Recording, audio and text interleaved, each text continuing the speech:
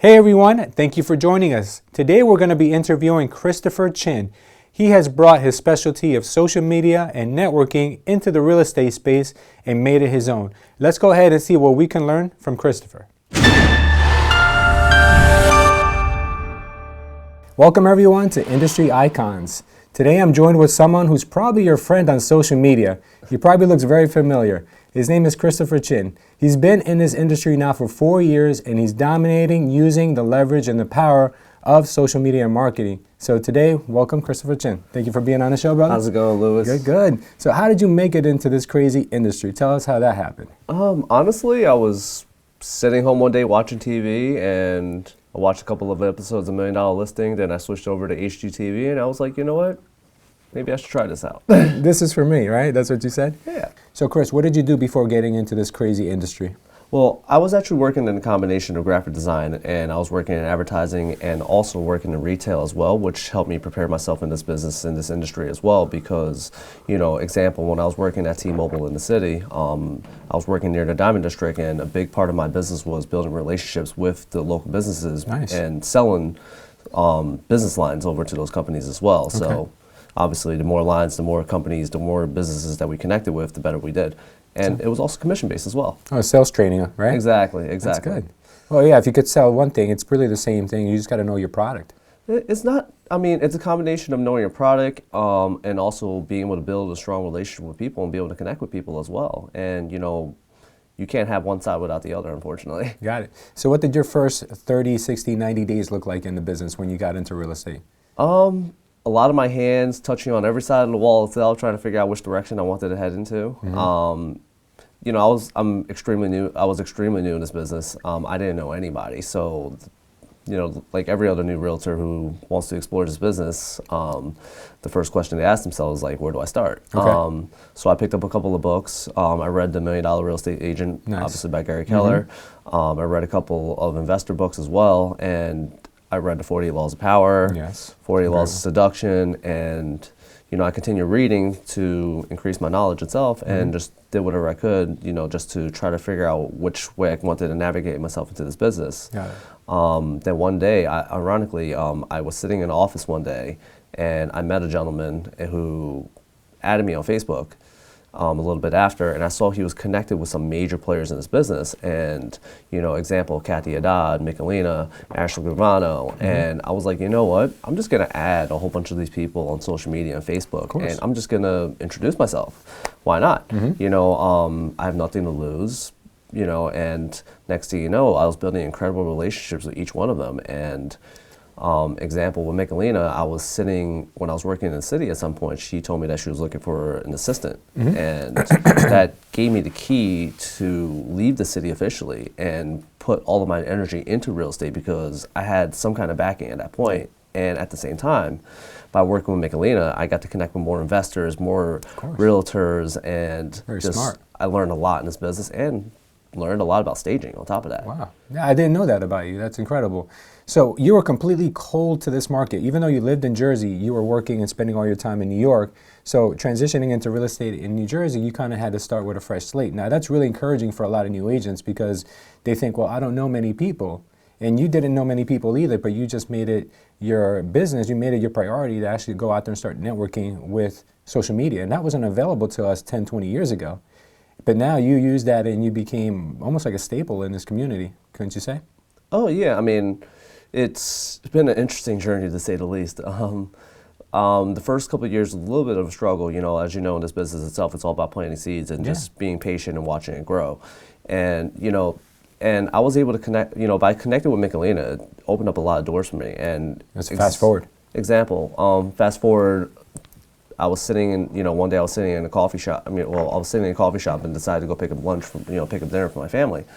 So I walked over to this Italian restaurant that's no longer there anymore in Union, and I overheard somebody talking about they're looking for a stager. Oh, wow.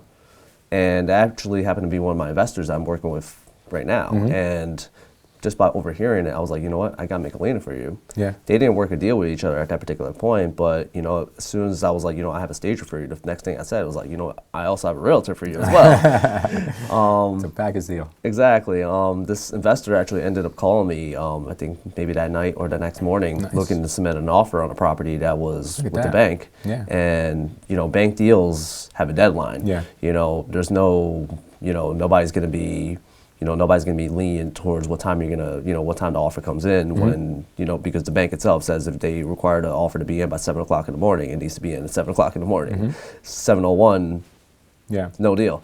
You know, it doesn't matter what the offer is, unfortunately. So I actually ended up waking up my investor at 2 o'clock in the morning. I was like, you know what? I would rather wake you up at 2. You know, she was asleep in England at that point. Wow. So it wasn't 2 here, it was 2 there.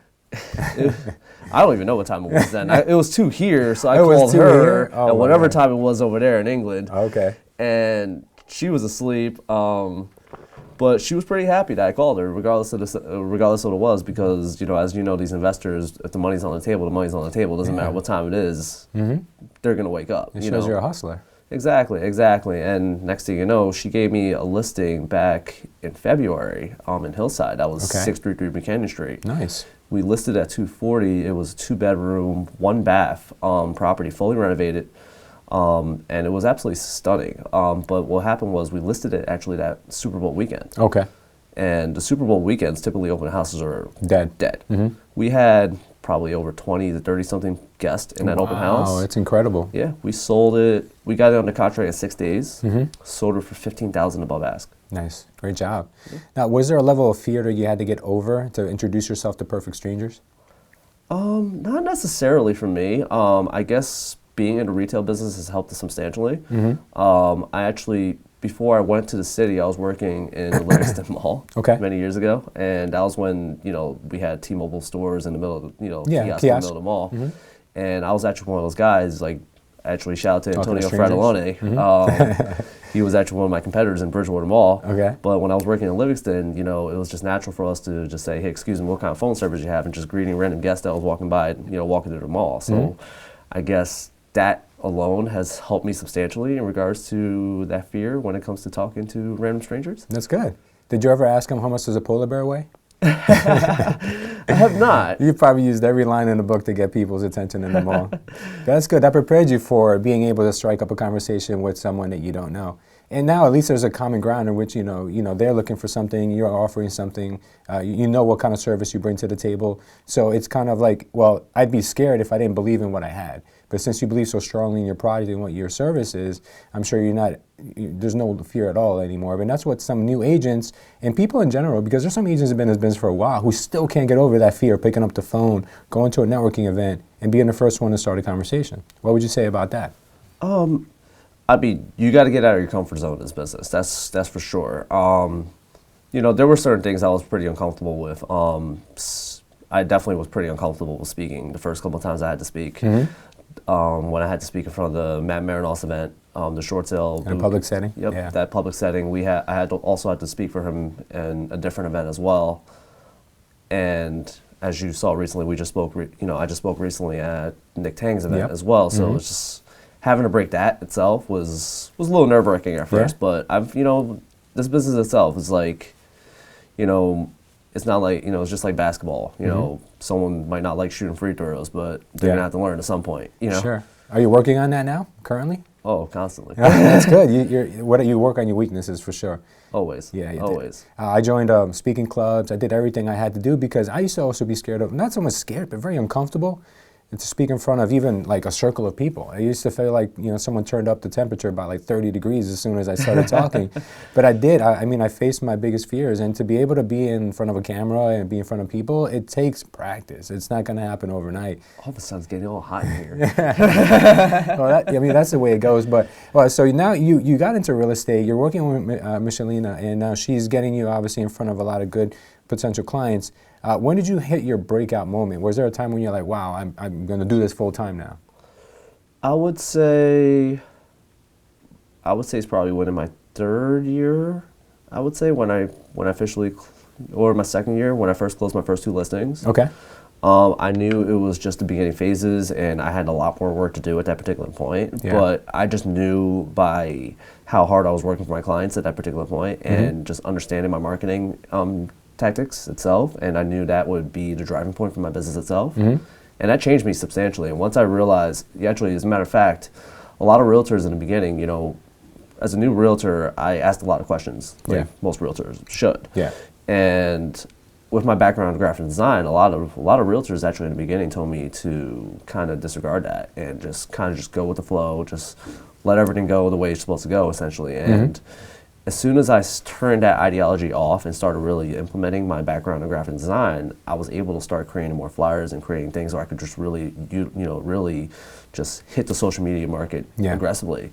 Example, where a lot of people will typically have to either have the same template as every other agent on the market through one of these portals, or they would have to pay a graphic designer, wait whatever time frame that, you know, whatever turnaround time it would be for that project to come in. I never had to wait for that.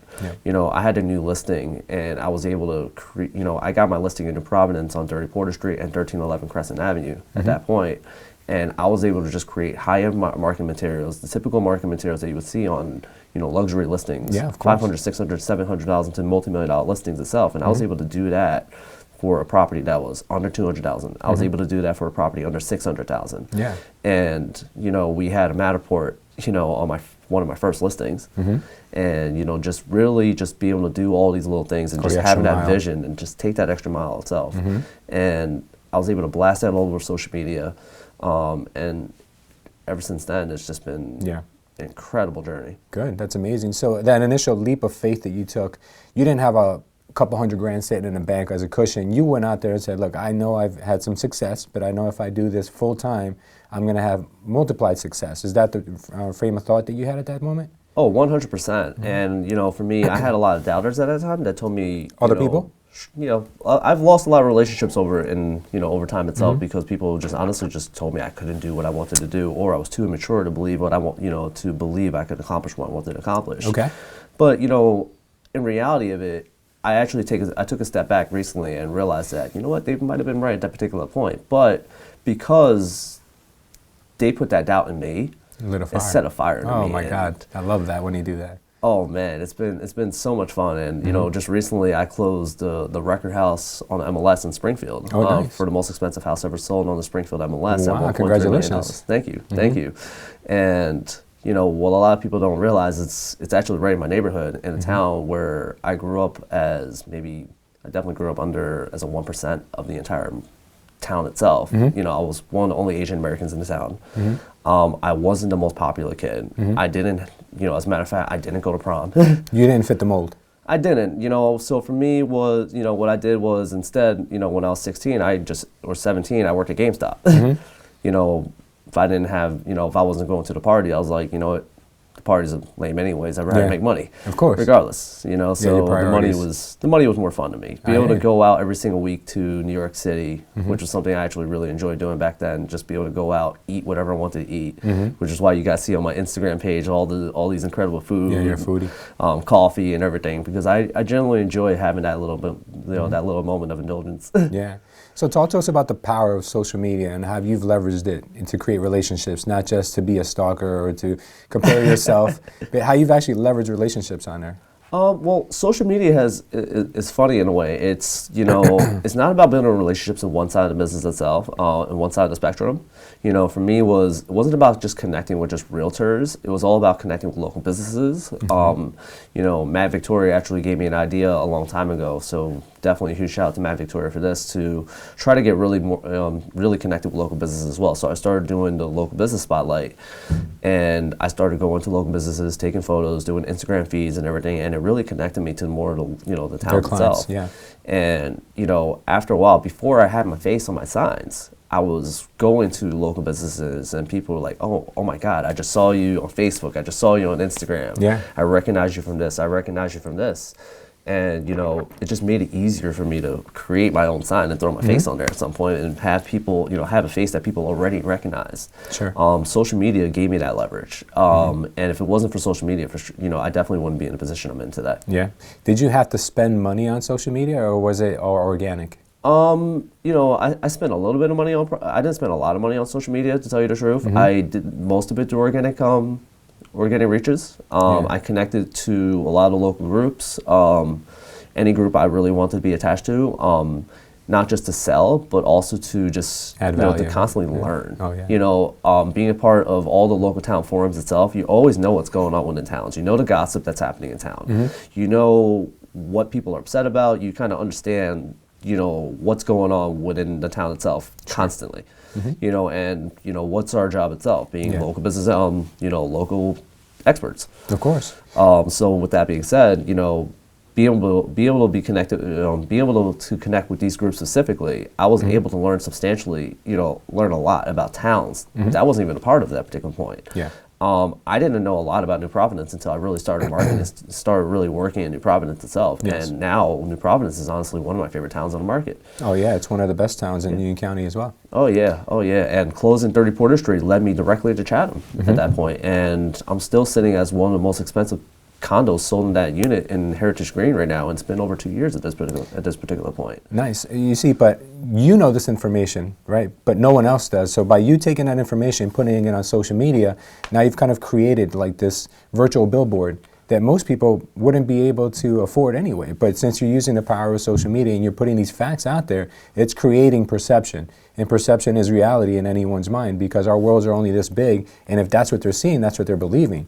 So have you used the value of perception on social media to kind of create a larger than life persona that you didn't have initially, that you're creating towards now? I mean, not necessarily. I try to, I am very authentic in the sense that, I do try to, I try to keep everything pretty personal for the most part on social media. That's also why I don't have a separate personal page in comparison to what to what I have right now. I have a business page and a personal page, but everything kind of meshes in one. This business it's funny in a sense. It's your life. It is because what do we do for the most part? Who do we hang out with for the most part? We hang out with our circles for the most part. And most of our circles in this business itself are also realtors or within the circle, mortgage lenders, or someone within our network itself these days. And when it comes to your typical, what a normal 9 to 5 person would do on a Friday and Saturday, go out with their friends, we spent that entire week doing what they've done already. Yeah, of course. I'm tired at that point. So for me, it's like, for me, it's like everything's pretty authentic. I like going to get out. I like going to get good food. Like example, I've sat down in a coffee shop one time and I just posted, here, I'm sitting down in this coffee shop for however long it is. Yeah. And if anybody wants to just come any one of my friends, realtors, whoever it is, I don't care. Just come and grab a cup of coffee with me. Let's do it. And let's. If you're a realtor, let's sit down, work, have a cup of coffee. Sure. If you're an investor, let's try to make some deals happen. If you're a regular friend, let's have a cup of coffee and have a good time. It's awesome. Regardless of the fact, we can make the most of every moment that we can take. And with social media, I can really just capture everything. I love that. So why mix it for me? Yeah. Yeah. Well, some people believe that going on social media might be an opportunity to make a deal or have a sale made. Now, how should someone approach someone on social media that they're interested in doing business with? Like, would you go right up to them and say, "Hi, I'm a real estate agent. If there's ever any need for you to use someone like myself for buying or selling," or would you kind of like start an organic relationship with them first? How would you approach something like that? I like starting an organic relationship with someone first. I mean, if I add someone on Facebook, the first thing I would do is, "Hi, my name is Christopher Chen. I am with Keller Williams." A Lock and Chain Homes team, et cetera, et cetera. And I will tell them, here, if you want to connect at some point, we can connect. But at the same time, I do like to connect with people for the most part and just build relationships because, you can never have too many friends. No, of course not. And you know what? When you keep seeing the same person over and over again on your feed and they don't comment anything on your pictures, or they never even say thank you for liking my post or anything like that, it starts to become very kind of awkward. But if the person once in a while likes your picture or says a nice comment, it starts feeling like almost very personal with that person. It changes the whole dynamic of the relationship.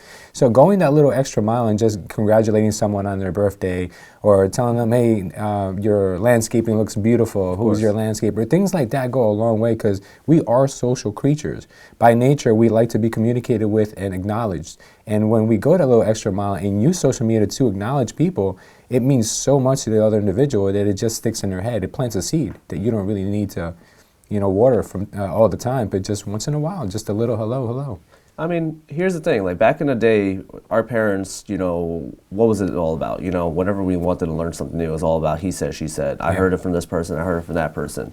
Social media is not much different. It just magnified that. Yeah. So now it's like, all right, I heard it from this person, but I really didn't hear it from them. I just saw it on feeds, or you know, and that's how we connected essentially. So it's just more of a magnified version of what we were doing before, and that's how business was structured back then. Oh, I heard this. I heard this person has this great thing, that has this great product. Why don't you guys connect? Sure. I heard this guy has this, or heard this lady has this. Why don't you guys connect? And that's how we built. You know, that's how business was built in the '80s and the '90s. Essentially, you know, it's just word of mouth Connectors, and connecting things. You know, this is what it was all about. And now social media is that platform that allows us to connect with people in a much magnified fashion. All right, so you've managed to create a successful real estate profession for yourself, and now you've actually become a team leader. Can you explain to us how you made that progression?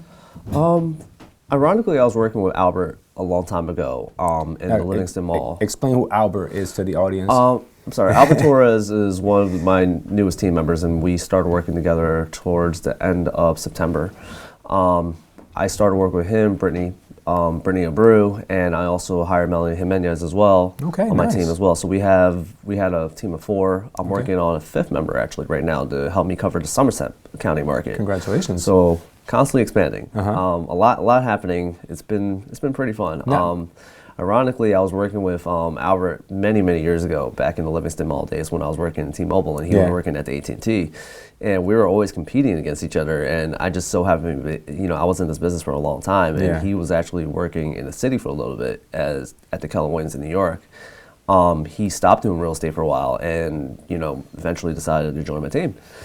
And you know, he knew Brittany and Melanie for a while as well, and you know, we were just walking through, you know, one day I was walking through Barnes & Nobles, I connected with Melanie, and Brittany was in the office already, and you know, we just combined forces at some point and just made incredible things happen. Yeah, so you, in this business, you got to be able to recognize talent, and there's some talented people who are in the wrong profession, but they have that drive and they have that passion for sales, but they're not selling something that's profitable, right? It's a combination of finding talent and also being able to let go. For me, the biggest struggle in the beginning is like I've been so used to doing everything by myself for so long. I was there too. Yeah. And then now it's like, all right, you handle this. I'm gonna sit back and just manage you and make sure you do this properly. Yeah. So like, actually, as a matter of fact, the first couple of months, well, the first 2 months for me, I knew I had to take a major step back in my business itself. But like at the same time, I knew if I could push people forward, then I'd quicker, take leaps. You're scaling yourself. Exactly. Exactly. Yeah, but then you worry sometimes, like, oh, they're not doing it as good as I. Maybe they didn't say the right words. Maybe this, maybe that. But it drives you crazy. But then when you start to see the fruits of the labor starting to come out of it, you're like, all right, this could work. Well, if you take each step properly, and if you have the right people in play, even if they're new agents or not, you know, no matter how long they've been in this business, if you have strong enough confidence in those people, you're gonna get there with them. And like, I feel comfortable with them because, like, you know what, it's for me right now, it's a lot of what's, you know, happened in the very beginning phases was like, all right, just get the deal on the table and I'll walk you through the negotiations as we're doing it. Yeah. And, you know, because that's the one thing that, because, you know, that a lot of agents shy away from in the beginning. It's like, all right, now we're under contract. Now I got to deal with this person. How do I work with this agent? This agent's such an established agent. What do we do from here? Yep. You know, and now following each step and making sure that everything's done properly. That's the part that we got to make sure everything's executed properly, because the client matters substantially. Sure. You know, I say it all the time that we're working with someone's most important asset, and you know, the 3 most important things in life. It's housing, money, family. And without housing, the other 2 doesn't exist. Yeah, of course. So, you know, I truly believe that because we're working with someone's most important asset, that we got to give that full attention to every client, no matter what the price bracket is, because we're working with the most important gem. Yeah, that's the biggest thing in their life. Exactly. Yeah, for us, we become almost desensitized to it because we do it every day, but for them, it's the biggest thing in the world, like you said. So is that what you've instilled in your agents to kind of make them extraordinary? I believe so. I believe, in all honesty, too, I do believe that we all follow the same philosophy, and I'm pretty blessed to know that these guys have walked into the industry feeling exactly the same way I do. Good.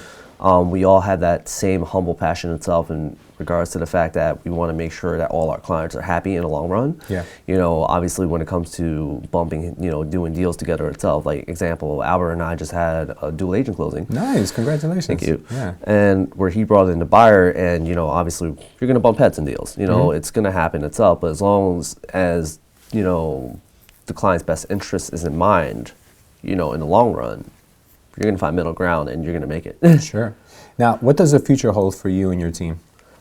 I mean, I'm always looking on expanding and increasing our knowledge and, you know, growing. Yeah. I'm looking forward to this incredible year. I have a lot planned. I have a couple of listings already lined up for the year itself. So I know I'm already looking into the biggest year I've ever had. Sure. So it's an incredible way to start off the new decade. Yeah, you can never go backwards, only forwards. Of course, of course. That's awesome. Are you prepared for an industry correction or a crash, and how would you navigate that? I mean, I am pretty prepared because, you know, I always do believe, you know, regardless of the fact, even if the, you know, if the market starts going down, people will still need to buy homes. They still need to live somewhere. Yeah, it's not a fad, right? It's a necessity. Hey, someone's still going to get married tomorrow, right? Yeah, they're going to have kids, and that's going to exactly. happen. And even if they're not buying or renting, so regardless of the fact, there's going to be clients on the table. We just got to figure out how we can navigate them and, you know, best serve their best interest itself. Sure. And if we're able to take care of their needs, then it shouldn't be much of a major issue. That just means, I honestly believe that this just means that people that are working harder for the clients will last a lot longer in this business, whereas someone that's just going to be, you know, lazy in the business itself, they're just going to fall off the cliff. I believe that. During that time, I believe the cream will rise to the top, and the people who are not made for this business or just doing it as a hobby will see their way out. That way 100%. More business will fall in your lap. I agree with that. Thank you, Chris. Well, how can someone find out more about you and your team? How can they find you? You can either check me out at our website or check us out at our website at www.unlocknjhomes.com. Also on Instagram at unlocknjhomes and the Unlock NJ Homes team. Nice. Thank you for being on the show today, brother. And thank you guys for watching. I appreciate everyone. Please leave us a comment, share it, like it. Thank you guys. See you next time. Have a good one, guys.